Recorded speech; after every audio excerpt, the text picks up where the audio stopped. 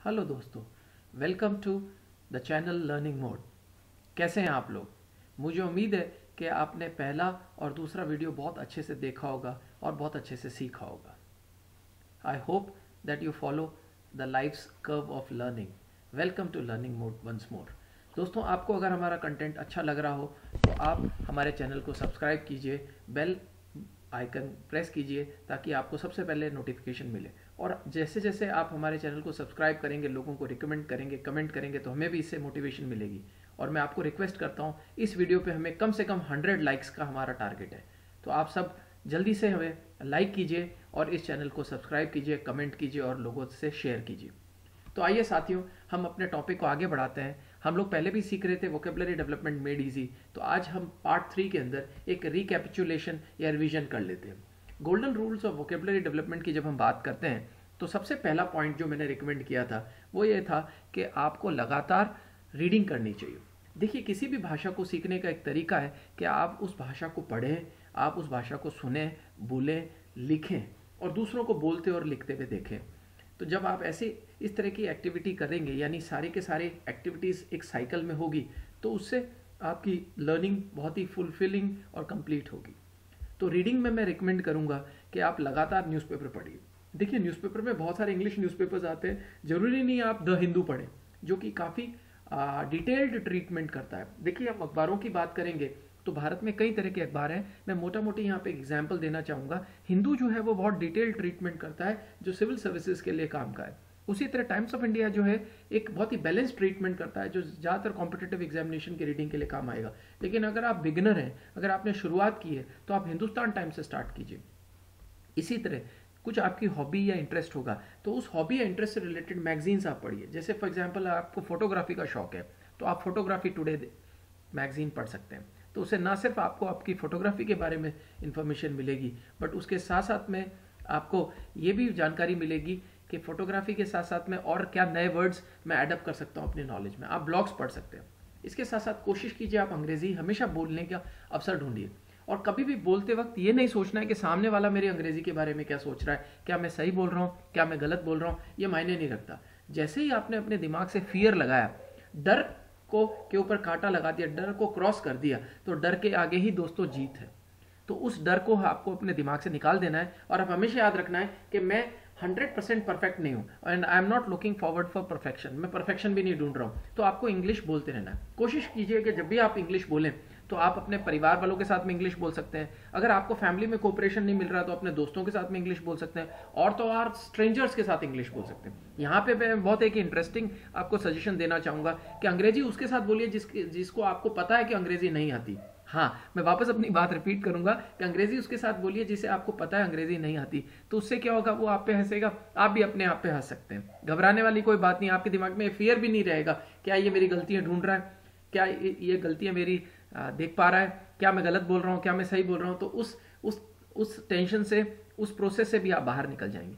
लोगों को अंग्रेजी बोलते हुए सुनिए। इस एक्टिविटी में आप न्यूज़पेपर पे, इंग्लिश न्यूज़ चैनल्स पे जा सकते हैं, जहाँ पे लगातार किसी न किसी करंट अफेयर्स पे या डेली न्यूज़ आइटम पे डिस्कशन होता है नेताओं के बीच में अंग्रेजी में। इसके साथ साथ में न्यूज़ एंकर्स के बीच में डिस्कशन होता है, गेस्ट के बीच में डिस्कशन होता है।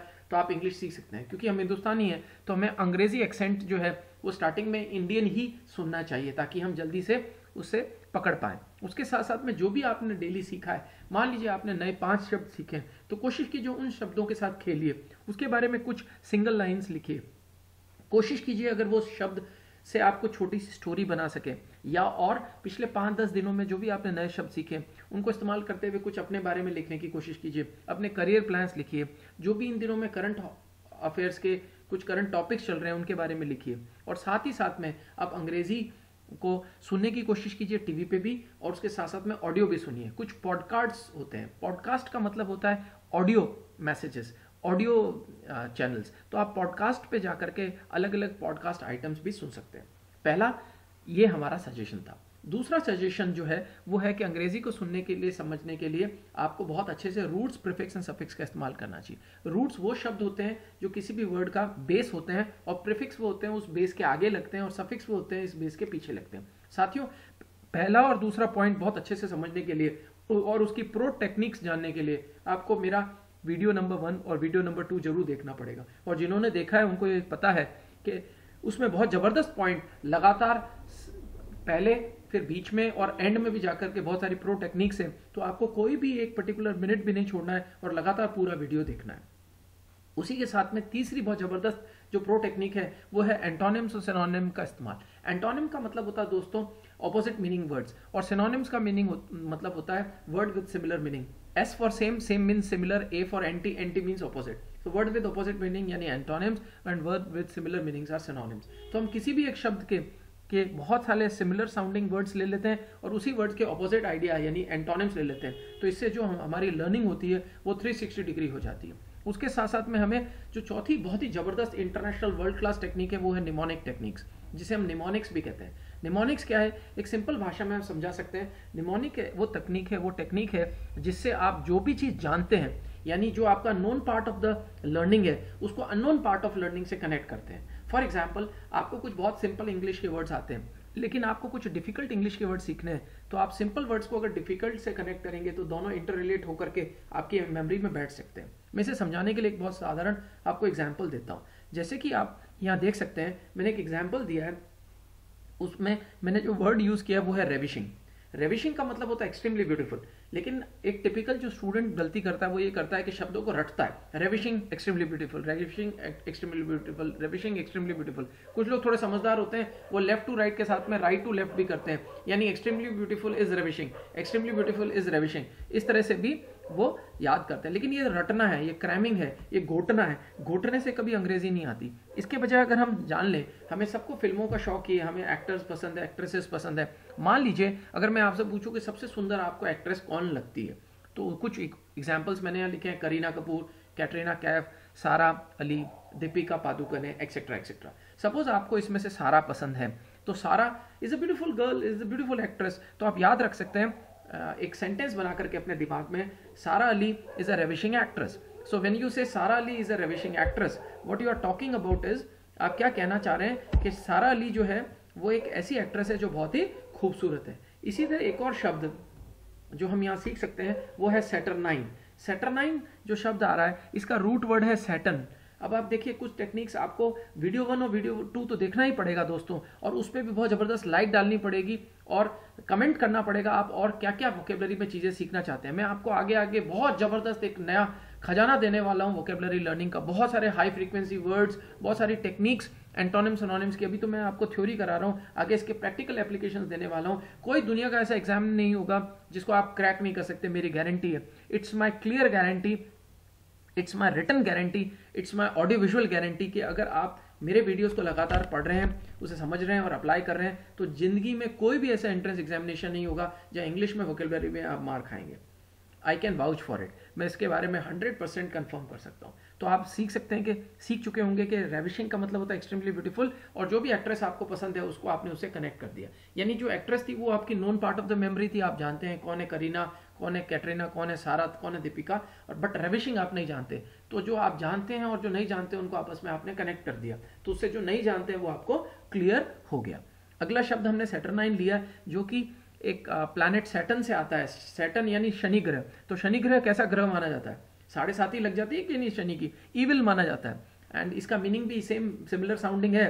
Saturnine means dark, darkening, depressing, gloomy या सैड, बुरा, डरावना। तो आप इस तरह से भी चीज़ों को याद कर सकते हैं। आइए अब हम अगला 5th प्रो टेक्निक सीखते हैं कि शब्दों में मीनिंग्स सीधे सीधे से सीखने के साथ साथ में हमें यह भी सीखना होता है कि वर्ड्स के अंदर बहुत लॉजिक होती है। जैसे वर्ड्स के अंदर फिजिकल और नॉन फिजिकल सेंसेस होते हैं। इसे समझने के लिए हमें ये चीज़ देखना होगा कि एक हम वर्ड लेते हैं शार्प। जब मैं कहता हूँ शार्प नाइफ, तो मैं यहाँ क्या बोल रहा हूँ? Physical sense of the knife, that is sharp. मैं उसको कैसे चेक कर सकता हूँ? किसी भी चीज़ को उससे काट करके देख सकता हूँ, तो फिजिकली मैं उसे चेक कर पा रहा हूँ। इसी तरह अगर मैं बोलता हूँ शार्प माइंड और इंटेलिजेंट पर्सन, तो मैं क्या सेंस यूज कर रहा हूँ? Non physical sense of the same word sharp. अब आप देखिए, शार्प वर्ड ऊपर भी सेम है और नीचे भी सेम है, बट ऊपर उसका सेंस था फिजिकल, यानी मैं तीखे चाकू की बात कर रहा था, बट यहाँ पे मैं बात कर रहा हूँ शार्प माइंड यानी इंटेलिजेंसी की। तो देखिए, सेम वर्ड के एप्लीकेशंस बदल गए।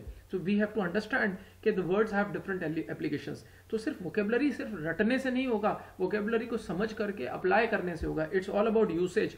जब तक आपको अंग्रेजी में यूसेज करना नहीं आएगा दोस्तों, जब तक आपको अंग्रेजी में इस्तेमाल करना नहीं आएगा, तब तक आपका उस पर कमांड या कंट्रोल नहीं बन पाएगा। आपके दिमाग में हमेशा एक फियर रहेगा और आपको लगेगा सही होगा या नहीं होगा, गलत तो नहीं है, इस तरह के विचार आपके अंदर आते रहेंगे। तो आई होप आप ये बात समझ पाए हैं कि words have physical and non physical sense.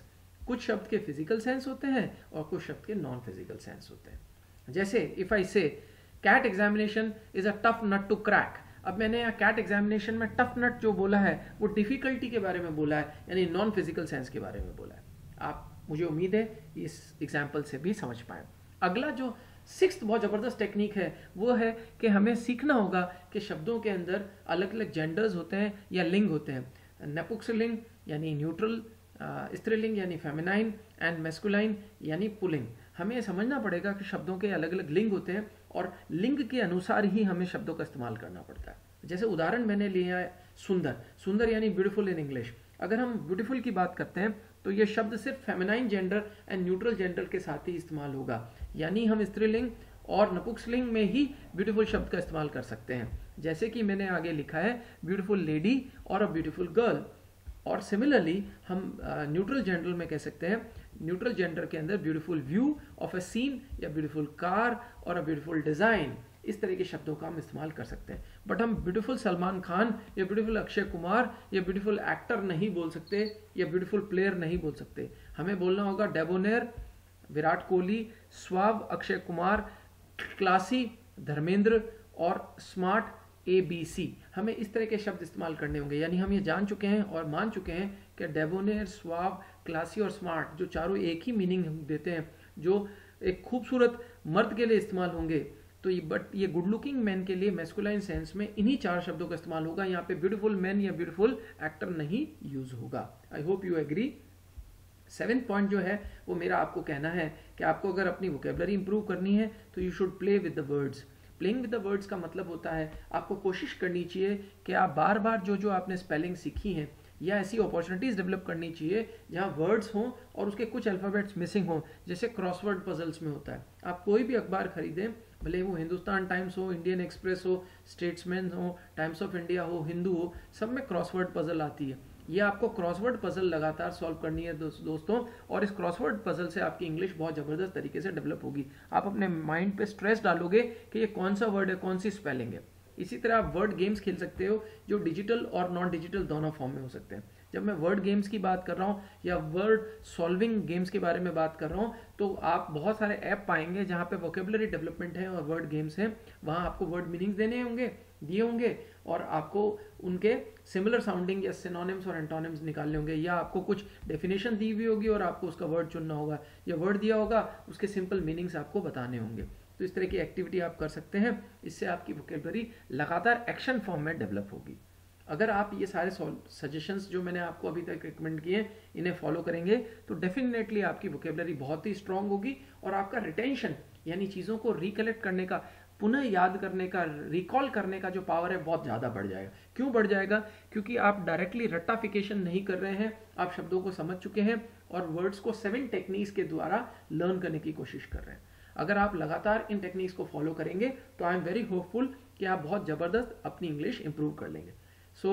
मैं चाहता हूं कि आपको ये अगर कंटेंट अच्छा लगा है तो आप हमारे सारे वीडियोस को वॉच करें। वीडियो नंबर 1, वीडियो नंबर 2 और ये वीडियो नंबर 3 है वोकेबलरी डेवलपमेंट का, वॉच करें, लाइक करें, कमेंट करें, सब्सक्राइब करें और अपने दोस्तों के साथ भी शेयर करें।